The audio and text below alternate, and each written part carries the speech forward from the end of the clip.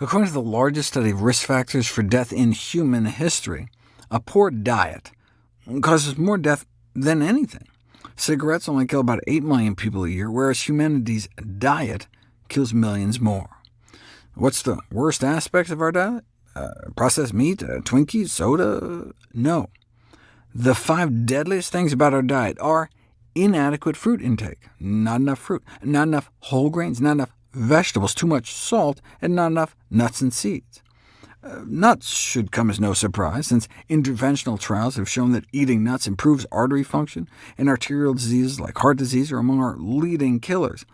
But that's not all nuts can do. They may also improve blood sugar control, lower cholesterol, suppress inflammation, reduce oxidative stress, and feed our friendly gut flora. All nuts, or just tree nuts? What about peanuts? What about peanut butter? About 50% of peanut consumption in the U.S. is through peanut butter, but the association between peanut butter and mortality has not been thoroughly evaluated. To get that granular, though, we can call on the NIH AARP study, the largest prospective health and diet study in history, that followed more than 500,000 people since the 1990s. And nut consumption in general appeared to protect against all-cause mortality, meaning nut eaters live, on average, longer lives, and specifically are less likely to die from cancer, cardiovascular disease, respiratory disease, infectious causes, so maybe they help immunity as well, liver disease, and kidney disease. However, no such associations were found for peanut butter. So when it comes to living longer, peanut butter doesn't seem to count. Why? Well, we know peanut butter consumers tend to eat more meat, smoke cigarettes, and were less likely to exercise, but the researchers controlled for all that— red meat, white meat, tobacco use, exercise, and vegetables, fruits, and whole grains, so it's not like the peanut butter eaters were just eating more white bread sandwiches or something. The researchers didn't control for sugar, though, so it's possible they could have been eating more sugary jelly.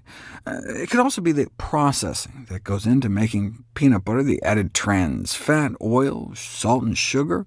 But regular nuts are also often eaten with added oil, sugar, and salt. Could it just be the peanuts themselves? I mean, technically they aren't nuts, so maybe they just don't have the same benefits.